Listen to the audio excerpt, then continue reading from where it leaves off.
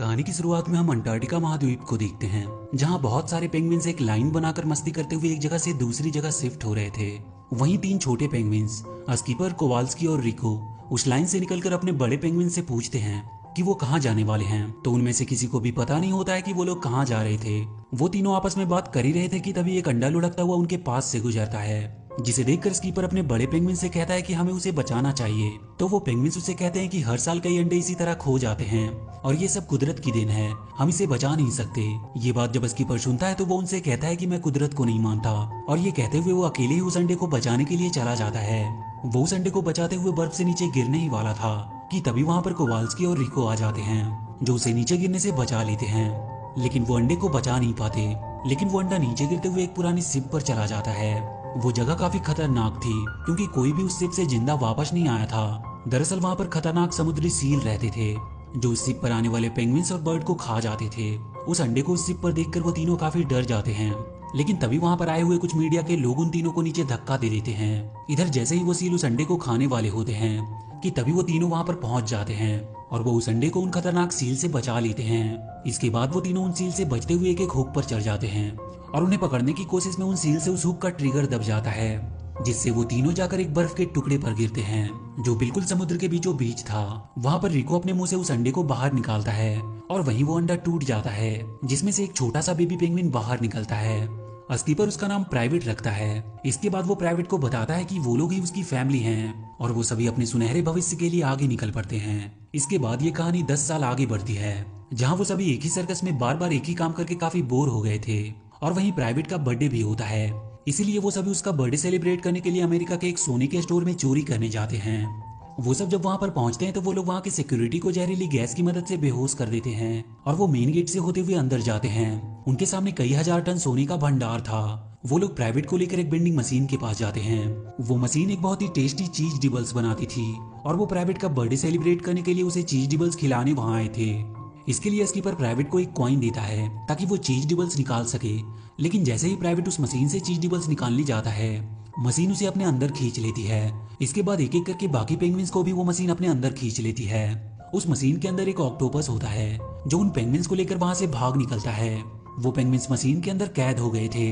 तभी रिको अपने मुंह से एक पिन निकालता है और उसकी मदद से वो लोग वहां से बाहर निकल आते हैं। वहीं पर प्राइवेट को एक रेड बटन दिखाई देता है, जिसे वो तुरंत दबा देता है। उस बटन को प्रेस करते ही वो सभी वहां से नीचे चले जाते हैं, जहां पर एक डॉक्टर था और वो डॉक्टर कोई और नहीं बल्कि एक ऑक्टोपस ही होता है और उसका नाम डेव था। वो बार बार उन्हें अपने बारे में बताने की कोशिश कर रहा था, लेकिन वो पेंगुइन्स उस ऑक्टोपस को पहचानने से इनकार कर देते हैं। दरअसल जब ये प्राइवेट के साथ 10 साल पहले समुद्र में खो गए थे तो वो सभी बहते हुए एक जू में आ गए थे, जहाँ पर डेव भी था। लेकिन वहाँ पर जब सभी लोग ब्लैक एंड व्हाइट पेंगुइन्स को देखते हैं तो वो लोग उसे काफी पसंद करने लगते हैं और वहीं ऑक्टोपस डेव को लोग भुलाते चले जाते हैं। डेव को काफी अलग अलग जू में ले जाया गया, लेकिन हर जू से उसे पेंगुइन्स की वजह से निकाल दिया गया। इसी बात का बदला लेने के लिए उसने उन पेंगुइन्स को किडनैप किया था। वहीं पर वो उन पेंगुइन्स को एक ग्रीन सीरम के बारे में बताता है, जिसकी मदद से वो उन पेंगुइन्स को मारने वाला था। लेकिन मौका देखकर वो सभी उस सीरम को लेकर वहां से भाग निकलते हैं। डेव उन्हें पकड़ने के लिए अपने ऑक्टोपस की एक टीम भेजता है। काफी देर पीछा करने के बाद वो ऑक्टोपस उन पेंगुइन्स के पास पहुंच जाते हैं और जैसे ही वो उन पेंगुइन्स को पकड़ने जाते हैं, वहां पर एनिमल रेस्क्यू की टीम आ जाती है जो उन पेंगुइन्स को बचा लेते हैं। उस टीम का लीडर एक फॉक्स था जिसका नाम क्लासिफाइड होता है और उसी टीम में कॉर्पोरल, शॉर्ट फ्यूज और ईवा होती है। वो सभी उन पेंगुइन्स को लेकर नॉर्थ विंड के हेडक्वार्टर चले आते हैं, जहाँ पर क्लासिफाइड उन पेंगुइन से पूछता है कि जब वो डेव के पास गए थे तो वहाँ पर उन्होंने क्या देखा। लेकिन स्कीपर उन्हें कोई भी जवाब सीधा सीधा नहीं देता। वो बस उन्हें यही बताता है कि डेव एक ऑक्टोपस है। तभी स्कीपर उन्हें मेडुसा सीरम के बारे में बताता है, जिसे रिको निगल गया था। क्लासिफाइड मेडुसा सीरम को देखकर काफी हैरान था, क्योंकि वो जिस चीज को कब से ढूंढ रहा था वो उसके सामने था। वहीं डेव क्लासिफाइड के कंप्यूटर को हैक कर लेता है और वो उनसे कहता है कि वो बहुत जल्द उन लोगों को मारने वाला है। इस पर क्लासिफाइड उससे कहता है कि तुम हमें मार नहीं सकते क्योंकि उसका मेडुसा सीरम उनके पास है। पर तभी डेव उन्हें मेडुसा सीरम का एक बहुत बड़ा सा टैंक दिखाता है, जिसे देखकर वो सभी हैरान थे। और वहीं पे उन्हें पता चलता है कि सभी शहर से पेंगुइन्स गायब हो रहे हैं। असल में डेव उन सारे पेंगुइन्स को किडनैप कर रहा था। पेंगुइन्स उन लोगों से कहते हैं कि हमें ये सब रोकना होगा, लेकिन क्लासिफाइड उन सबको यूजलेस समझकर उन्हें बेहोश करके एक बॉक्स में बंद कर देता है और उन्हें मेडागास्कर के लिए शिफ्ट कर देता है। लेकिन जब उन पेंगुइन्स को होश आता है तो वो उस बॉक्स से निकलकर प्लेन का एग्जिट डोर खोल देते हैं, जिसकी वजह से वो लोग एक प्लेन में लैंड करते हैं। लेकिन जब उन्हें पता चलता है कि ये प्लेन कहीं और जा रहा है तो वो सब वहाँ से दूसरी जगह पे लैंड करते हैं। वहीं डेव अलग अलग शहरों से सारे पेंगुइन्स को किडनैप कर रहा था इधर नॉर्थ विंड की टीम को जब ये पता चलता है कि वो पेंगुइन्स मेडागास्कर गए ही नहीं तो वो काफी गुस्सा होते हैं। उधर वो चारों पेंगुइन चाइना के संघाई सिटी में लैंड करते हैं। वहाँ पर उन्हें पता चलता है कि हर शहर से पेंगुइन्स गायब हो रहे हैं। तो वो चारों डेव के प्लान को समझने की कोशिश करते हैं कि उसका अगला प्लान क्या हो सकता है। वहीं पर रिको डेव के सभी बॉल को अपने मुंह से बाहर निकालता है, जिससे उन्हें पता चलता है कि डेव का अगला प्लान वहीं संघाई के जू से पेंगुइन को किडनैप करना है, जहाँ पर मरमेड प्ले होता है और वो प्ले पेंगुइन्स करने वाले थे। जैसे ही उन्हें ये पता चलता है वो चारों संघाई के जू में पहुंचते हैं और वो डेव को पकड़ने का प्लान बनाते हैं।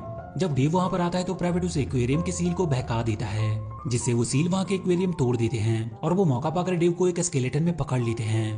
तभी वहाँ पर नॉर्थ विंड की टीम पहुंचती है, लेकिन तब तक डेव वहाँ से भाग चुका था। उधर स्कीपर ने प्राइवेट को डेव का ध्यान भटकाने के लिए भेजा था। डेव जब वहाँ से जा रहा होता है तो वो प्राइवेट को पकड़कर अपने साथ ही ले जाता है। वो पेंगुइन्स प्राइवेट को बचाने के लिए नॉर्थ विंड का प्लेन ले जाते हैं, लेकिन उन्हें वो प्लेन ऑपरेट करना आता नहीं था। वहीं क्लासिफाइड अपने प्लेन को लेने के लिए एक बोट की मदद लेता है और वहीं उनके आपसी झगड़े में ही वो प्लेन डिस्ट्रॉय हो गया। वो सभी बच तो जाते हैं, लेकिन नॉर्थ विंड की टीम अब उन पेंगुइन्स पर काफी गुस्सा होती है। उन पेंगुइन्स की भूख के मारे हालत खराब थी, पर वहीं नॉर्थ विंड की टीम मजे से भोजन कर रही थी।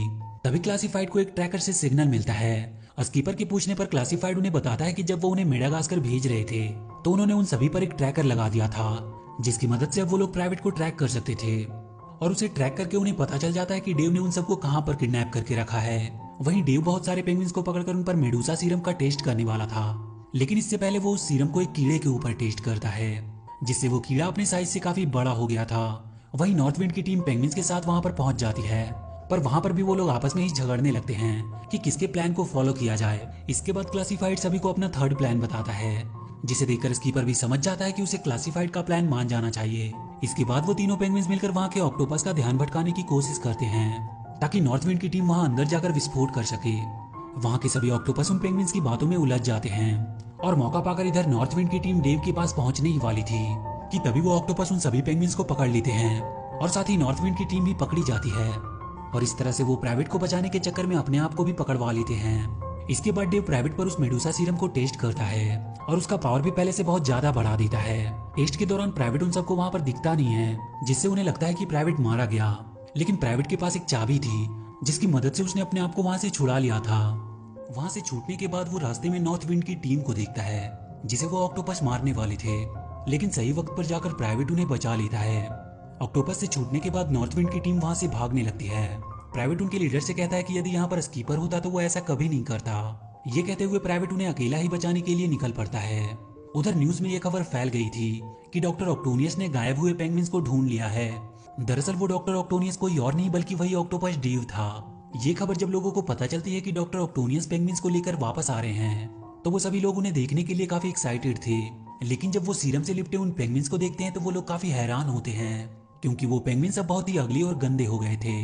उन्हें देखकर अब सभी लोग वहां से भागने लगते हैं। ये नजारा जब डेव देखता है तो उसे काफी खुशी मिलती है, क्योंकि इसी तरह उन पेंगुइन्स की वजह से ही उसे हेट मिला था। थोड़ी ही देर में वहां पर पेस्ट कंट्रोल वाले आ जाते हैं, जो उन पेंगुइन्स को पकड़कर वहां से ले जाने आए थे। प्राइवेट जब ये देखता है तो वो उन्हें बचाने के लिए बारी बारी से अपने दोस्तों के पास आता है और उन्हें उनके होश में लाता है। वो तीनों प्राइवेट को जिंदा देखकर काफी खुश थे। इसके बाद वो लोग सभी पेंगुइन्स को बचाने का प्लान बनाते हैं। प्राइवेट उनके साथ उस मेडूसा सीरम मशीन के पास आता है और अपने आप को 2 स्प्रिंग से जोड़ लेता है, ताकि वो उसे रिवर्स करके सभी पेंगुइन्स को ठीक कर सके। लेकिन उसका प्राइवेट पर काफी बुरा प्रभाव पड़ता है और वो भी उन्हीं की तरह अगली होने लगता है। स्कीपर जब ये देखता है तो वो प्राइवेट को ऐसा करने से मना करता है, लेकिन प्राइवेट उन सारे पेंगुइन्स को बचाने की खातिर स्कीपर से उस मशीन को स्टार्ट करने को कहता है। इधर डेव को भी उनके कारनामे के बारे में पता चल चुका था और जैसे ही स्कीपर उस मशीन को स्टार्ट करने वाला था और तभी उसे पता चलता है कि उस रिमोट की बैटरी अब खत्म हो चुकी है। वो तुरंत रिको को कहीं से बैटरी लाने को कहता है। वहीं डेव के ऑक्टोपस उन पेंगुइन्स को पकड़ने ही वाले थे कि तभी वहां पर नॉर्थ विंड की टीम आ जाती है, जो उन सभी ऑक्टोपस को मार देती है। लेकिन थोड़ी ही देर में वो भी उन ऑक्टोपस के द्वारा बंदी बना लिए जाते हैं। इधर डेव सभी ऑक्टोपस को मशीनों में कैद कर रहा होता है। रिको जब ये देखता है तो वो जल्दी से कहीं से बैटरी ले जाकर स्कीपर को देता है, लेकिन इससे पहले कि स्कीपर उस बैटरी को लगाकर रिमोट के बटन को प्रेस करता, डेव उसे भी मशीन के अंदर बंद करने के लिए नीचे फेंक देता है। लेकिन अंदर जाने से पहले स्कीपर चीज डिबल्स की एक पीस को रिमोट की ओर फेंकता है, जो सीधा जाकर उस रिमोट के बटन पर लगती है और बटन के प्रेस होते ही मशीन रिवर्स हो जाती है, जिसकी वजह से वो सारे पेंगुइन्स एक बार फिर वापस से अपने असली रूप में आ जाते हैं। इधर प्राइवेट उस मशीन के इफेक्ट से एक अंडे में बदल गया था जिसे देखकर सभी लोग काफी दुखी थे। लेकिन थोड़ी ही देर में वो अंडा फूटता है और प्राइवेट उससे बाहर निकल आता है। लेकिन अब उसके 2 सींग आ गए थे। वहाँ के सभी लोग प्राइवेट को उसके काम के लिए सैल्यूट करते हैं।